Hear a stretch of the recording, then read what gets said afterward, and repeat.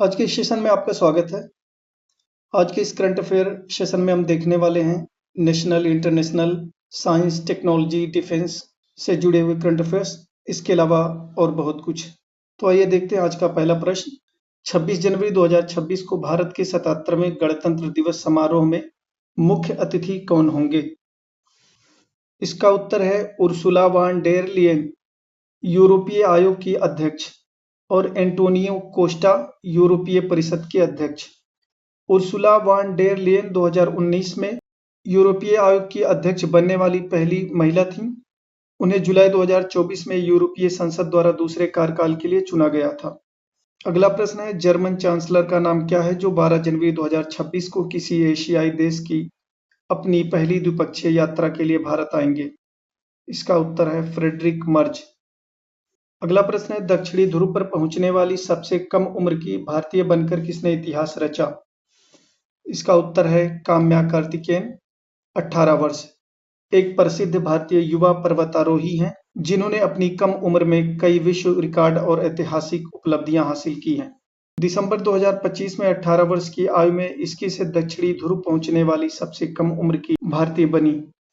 दिसंबर 2024 में mount Vinson फतह कर 7 समिट पूरा करने वाली दुनिया की सबसे कम उम्र की महिला बनी। 20 मई 2024 को 16 वर्ष की उम्र में माउंट एवरेस्ट फतह कर नेपाल मार्ग से सबसे कम उम्र की भारतीय बनी।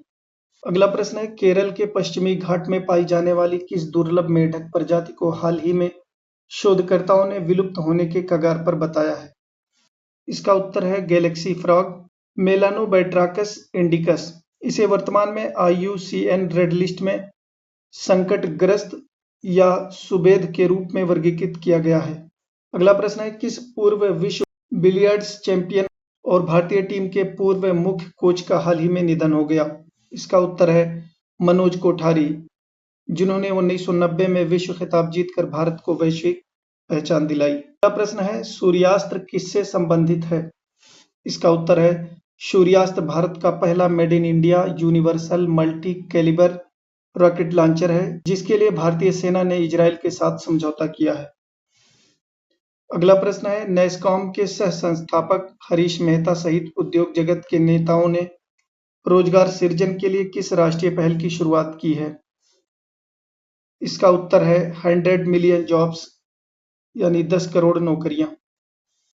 अगला प्रश्न है, हाल ही में किस देश ने IPL के प्रसारण पर रोक लगा दिया है? इसका उत्तर है बांग्लादेश। अगला प्रश्न है, हाल ही में केंद्रीय शिक्षा मंत्री धर्मेंद्र प्रधान ने किस संस्थान द्वारा प्रकाशित 5 शास्त्रीय भाषाओं की 55 दुर्लभ साहित्यिक कृतियों का विमोचन किया? इसका उत्तर है central institute of Indian languages, अर्थात केंद्रीय भारतीय भाषा संस्थान।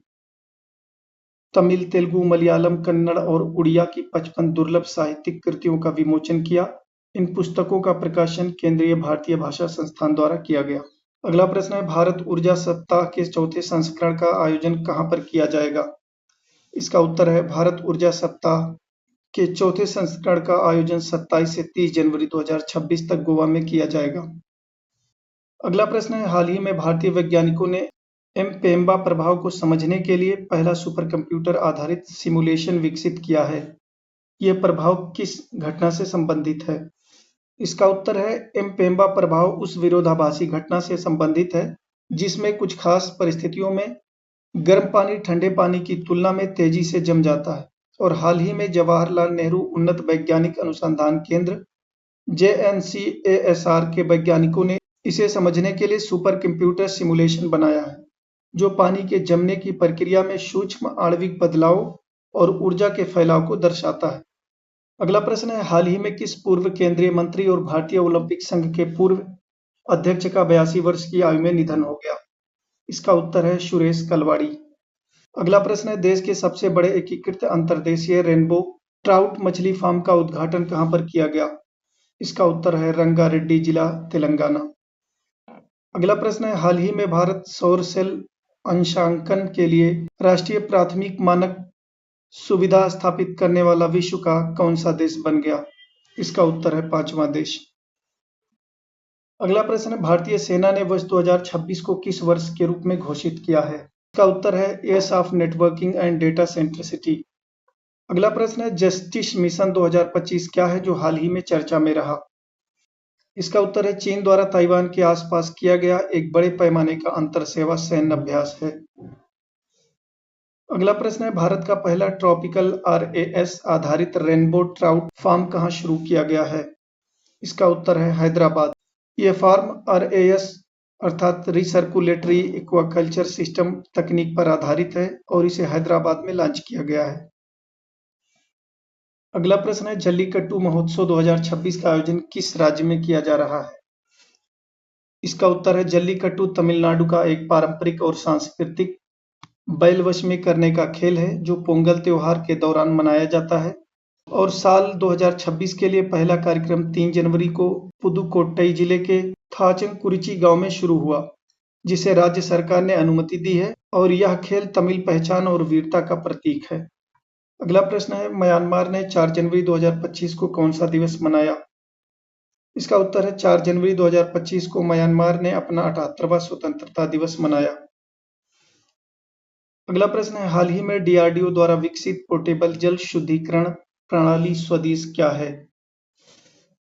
इसका उत्तर है, रक्षा अनुसंधान और विकास संगठन DRDO ने इसका उत्तर है, रक्षा अनुसंधान और विकास संगठन DRDO ने स्वदेश अर्थात सी वाटर डिसैलिनेशन सिस्टम नामक एक कॉम्पैक्ट और पोर्टेबल जल शुद्धिकरण प्रणाली विकसित की है।